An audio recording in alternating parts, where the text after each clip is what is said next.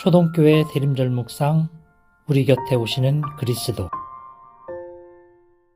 교회 여러분 안녕하십니까? 12월 17일 금요일 대림절 묵상입니다. 오늘 우리에게 주신 하나님의 말씀 고린도후서 12장 10절 말씀을 세 번역으로 봉독하겠습니다.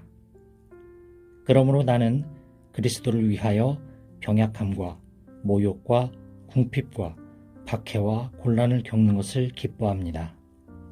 내가 약할 그때에 오히려 내가 강하기 때문입니다. 아멘. 사막의 작은 수도원에 행방불명된 스승을 찾는다는 수도사들이 몰려왔습니다. 아무리 찾아도 스승은 보이지 않았습니다. 그러다 한 수도사가 우연히 밭에서 똥지개를 지고 걸음을 나르는 노인을 발견했습니다. 너무 남루에서 알아보기 어려웠지만 그들의 스승이 분명했습니다. 수도사들은 스승을 모시고 돌아갔습니다. 그런데 어느 날 스승은 또다시 수도원 담을 넘어 도망쳤습니다. 그는 왜 그렇게 수도원을 탈출한 것일까요? 그가 그토록 수도원을 도망치려고 한 까닭은 다만 겸손한 삶을 살기 위함이었습니다. 왜냐하면 사람들이 존경하며 떠받드는 수도원장의 자리에서는 도무지 겸손한 삶을 살 수 없었기 때문입니다.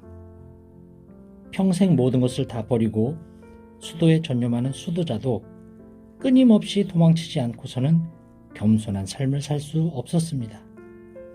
날마다 겸손을 향해 도망쳤다는 수도자 피노피우스의 이야기입니다. 꼭 자랑을 해야 한다고 하면 나는 내 약점들을 자랑하겠습니다. 바울의 고백입니다. 이 말은 허투루 하는 빈말이 아니라 사실입니다. 그의 몸에 찌르는 가시가 있는데 얼마나 괴롭던지 바울은 3번이나 주님께 간청했습니다.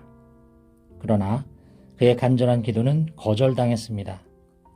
얼마나 치명적인 약점입니까? 병약하고 궁핍한 데다 기도의 능력까지 없다니요.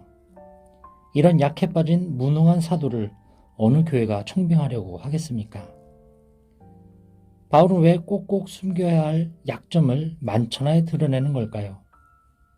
사실 고린도 교회 사람들에게 바울은 전설적인 능력의 사도였을 것입니다. 그는 고린도에 복음을 전하고 교회를 세운 당사자로 복음을 심고 교회의 기초를 놓은 사도입니다. 게다가 복음을 전하면서 수많은 공적을 남겼습니다.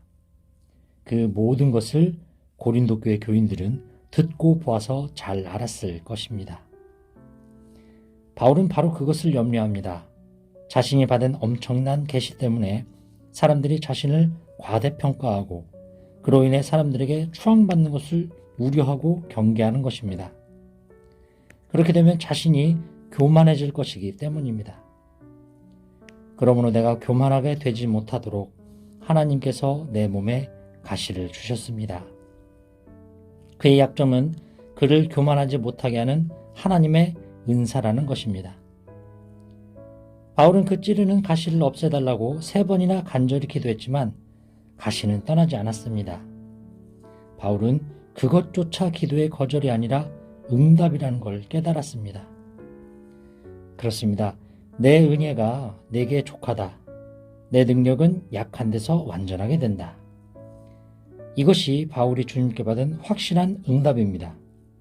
때로는 침묵이, 고통스러운 거절이 하나님의 확실하고 은혜로운 응답이 됩니다. 주님의 능력은 가장 약한 데서 십자가에서 완전하게 됩니다.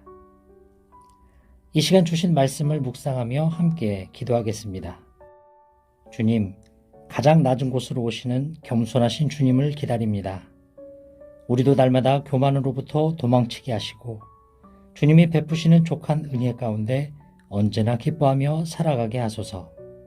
예수님의 이름으로 기도합니다. 아멘.